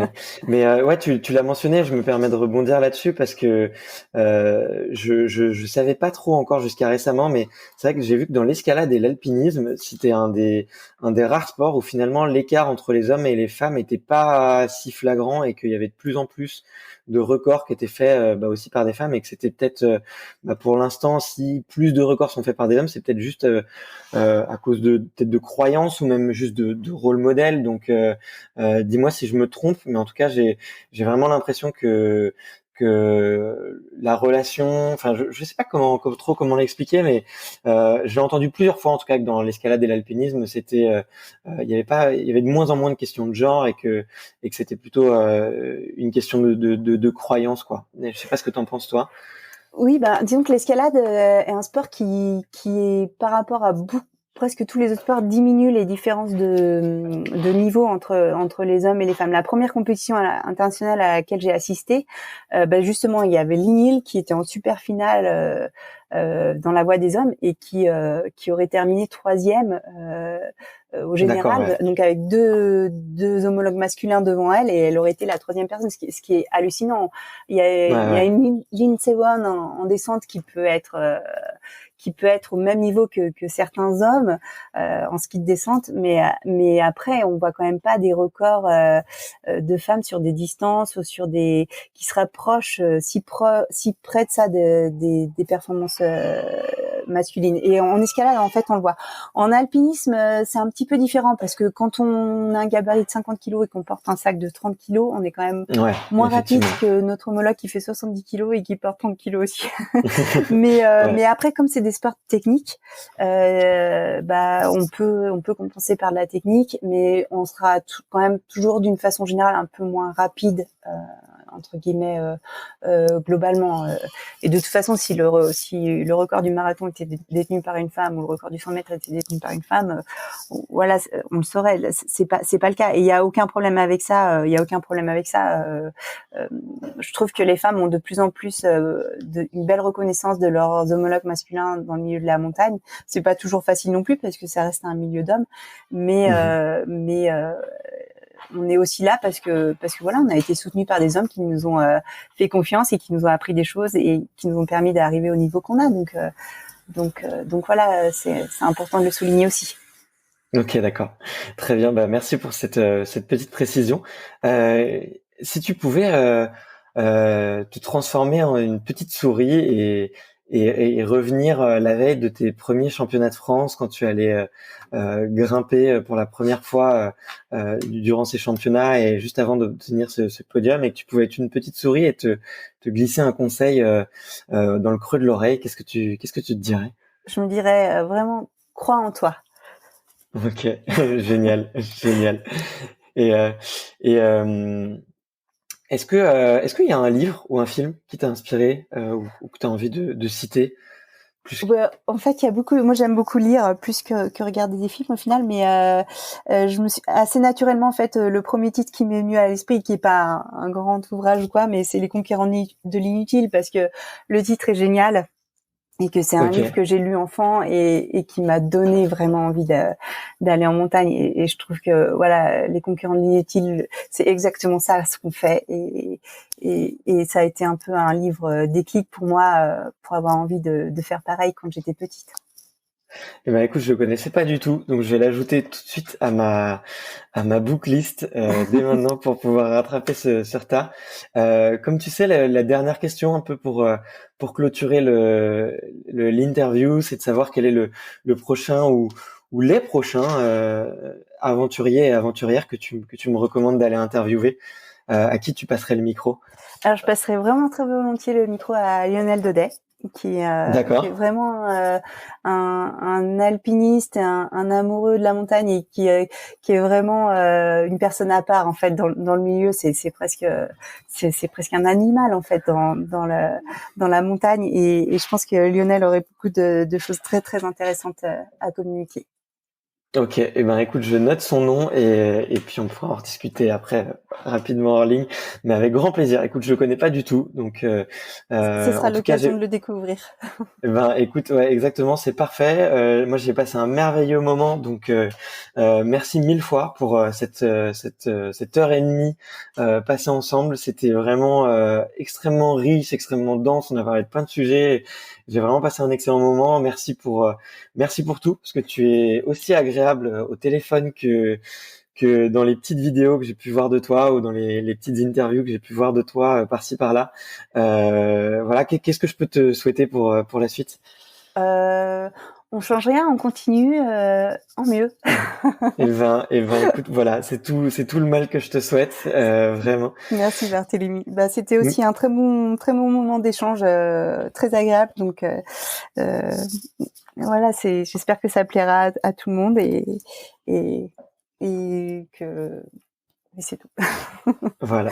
Bah écoute, j'en suis certain, quand ça me plaît, ça plaît aussi aux auditeurs. Merci à ceux qui sont encore ici, et je sais que vous êtes très nombreux à écouter jusqu'au bout. Merci beaucoup, Liv, et écoute, à très vite, comme on dit. Voilà, très bien. Merci Barthélemy. Salut. Bonne journée. Merci d'avoir écouté cet épisode jusqu'au bout. Si vous êtes encore là, c'est sûrement que l'épisode vous a plu, donc n'hésitez pas à le faire savoir autour de vous et à vous abonner pour ne louper aucun épisode. J'ai mis tous les liens dans la description, donc n'hésitez pas à y jeter un coup d'œil. Et sinon, moi je vous dis à la semaine prochaine pour une prochaine interview. Ciao!